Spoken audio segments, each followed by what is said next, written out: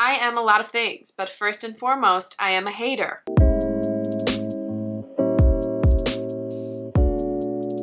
Hi besties, welcome. I hope you're doing well. Today I'm going to be taking you through all of the worst books that I read in 2023. While everyone is telling you what they loved and being positive and spreading good in the world, I am here to be a negative little goblin and tell you about everything that I hated this year.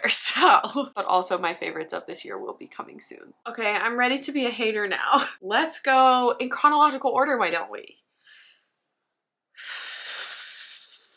Which means we're starting off with a bang, because the first book that I hated this year was The 7 Husbands of Evelyn Hugo. Please remember that I am a complex human being worth loving even if I roast your favorite book. Okay, this book was so boring. I found Evelyn so whiny and obnoxious. I did not care about the romance at all. In fact, I thought it was completely annoying and not worth my time reading.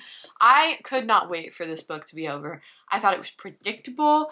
I didn't find anything about the writing particularly impressive. Every time she got married to a new husband and we had to read about another boring, mediocre, obnoxious man, I was so upset that it wasn't the one husband of Evelyn Hugo. I was like, why do there have to be 7 of them? I don't particularly like reading about fake famous people. That is not something I am particularly into. Old Hollywood is something that interests me greatly. This book made me think that it maybe shouldn't.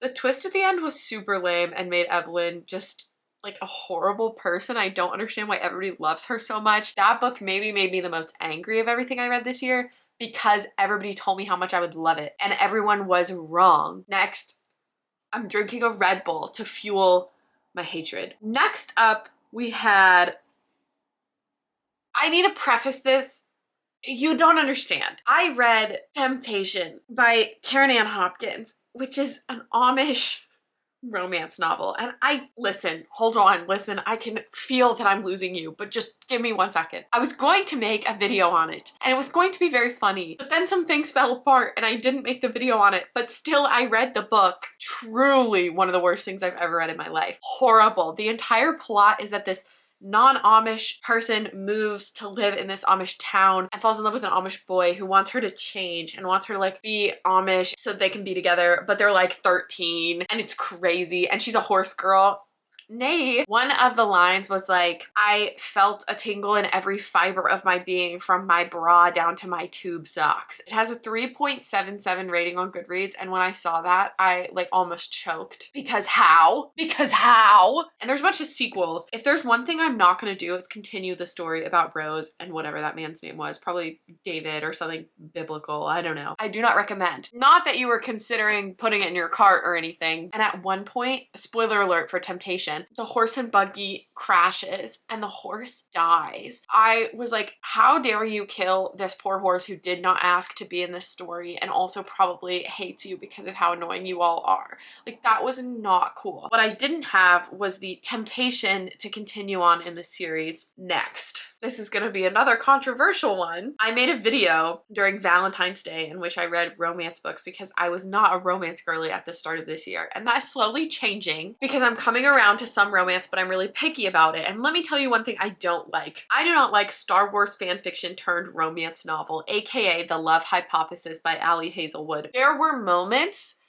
that were okay in this book. There was some commentary about academia, there was some commentary about complex power dynamics and relationships and stuff that I thought was fine, you know? But then on top of that, you have scenes where they're in a very important lecture. Our female lead literally sits on our male lead's lap and they're like having an entire like kerfuffle in the audience of this very important lecture that a professional is trying to speak about their research at. And I was like, the amount of unprofessionalism, honestly just disrespect that is happening here is too much for me to handle. And then, if that was not enough, they have another scene in which they're doing like some kind of staff field day. I don't know, a bunch of nerds playing outside sports. Okay, and since I've never seen the sun, sunscreen is vitally important in this moment. And they have this whole scene where the female love interest is like slathering sunscreen on the shirtless professor who is also her advisor and boss or whatever. It's so inappropriate and made me feel so uncomfy just reading it. And I was like, why do all these things have to happen in public? Do all this shit at home. You know what I mean? I don't need to be drawn into your weird little fake dating scheme in which you caress each other shirtless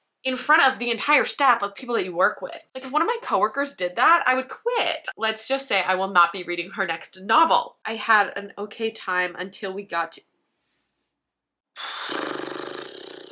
Here's the thing. On my channel, I do this series where I read through the decades of the 20th century. I'm very behind right now. During my video in which I read like it was the 1910s, I read Willa Cather's O Pioneers, which I had such high hopes for, and I ended up hating it so much. I thought it was so boring. I couldn't keep the characters straight. I didn't care to, so I didn't make a huge effort. It was so short and took me so long to read because I thought it was just absolutely painful. And then right after that, I read The Magnificent Ambersons by Booth Tarkington, which was also terrible. I literally don't even remember like anything that it was about. I finished it and it like immediately exited my brain. Like it teleported to somewhere else in the universe that was not right here. If you asked me to name a single character in that book, I could not do it. Not a fan of that one. Then I had a really good run. I was reading some of my favorite books of the year all in like a couple weeks, and I was doing really well. So I have to scroll a little bit. Then we reach the dark days. And by the dark days, I mean the week in which I read like Harry Styles.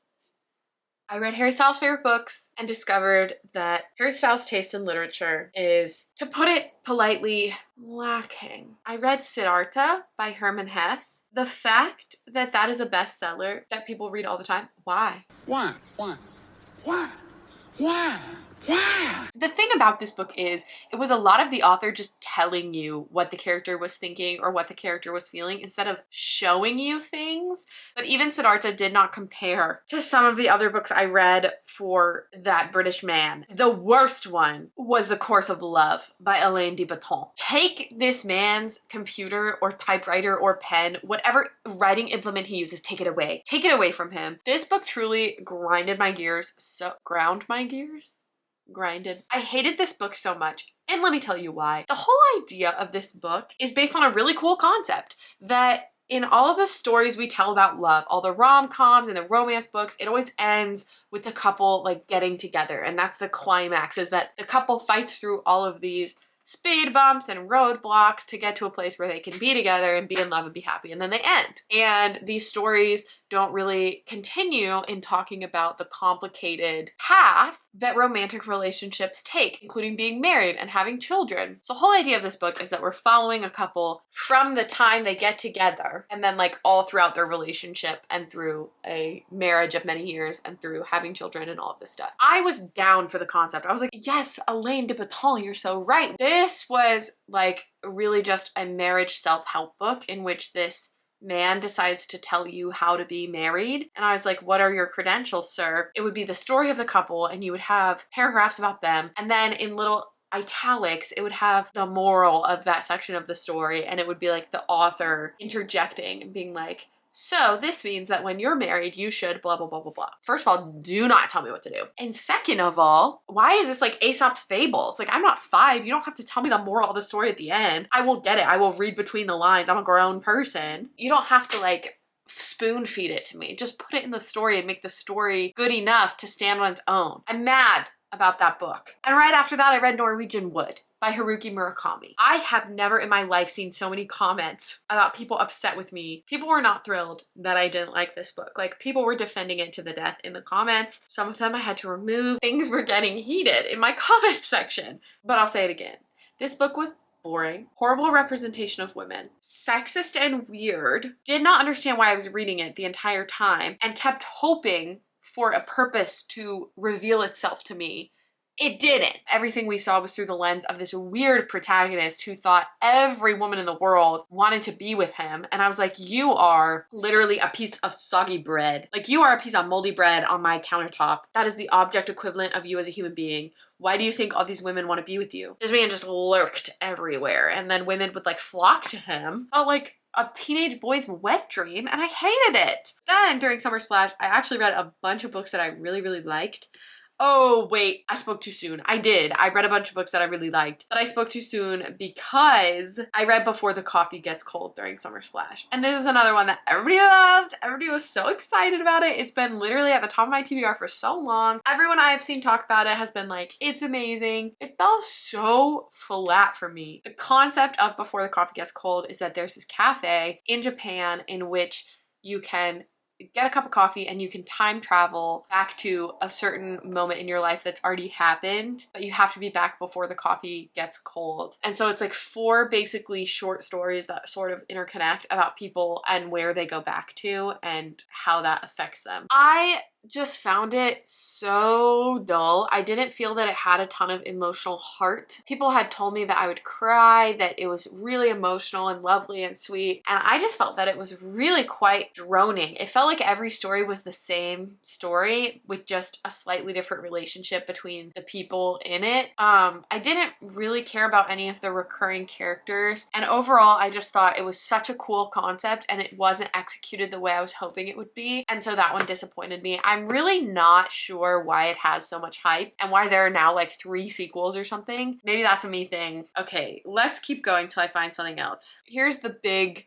kahuna. Maybe my most hated read of the entire year was Lapvona by Otessa Moshfegh, which will come as a surprise, I believe, because I loved My Year of Rest and Relaxation, and Otessa Moshfegh is hugely popular, and a lot of people loved Lapvona. I thought it was so foul and disgusting and disturbing without there being a point to that foul and disgusting and disturbing tone. I did not want to read about a 12-year-old boy sucking the saggy boobs of a woman who used to nurse him, who was so old that like nothing came out but like sand and some weird magic milk occasionally. I can't look at sheep the same way. I can't look at horses the same way. I can't look at old women the same way. This book was truly scarring. I don't recommend it to anyone who is faint of heart, or also anyone who is strong of heart, or anyone who has a heart. I know I have multiple friends who are going to be screaming in my comments at me because they loved it so much and I hated it so much, and I respect you as people. I know a lot of people say that they appreciate the portrayal of religious trauma. Go off if that's something that resonated with you. I'm happy that this book did that for you. Overall, I thought it was bad and that I hated every single character in it. I wanted them all to die. Like, it was so much more disturbing and disgusting than any horror book I've ever read. However, I do love my I Survived Lapvona tote bag that Torin made over at Blue Boy Book Club, because even though Torin loves Lapvona and I hate Lapvona, I am obsessed with this tote bag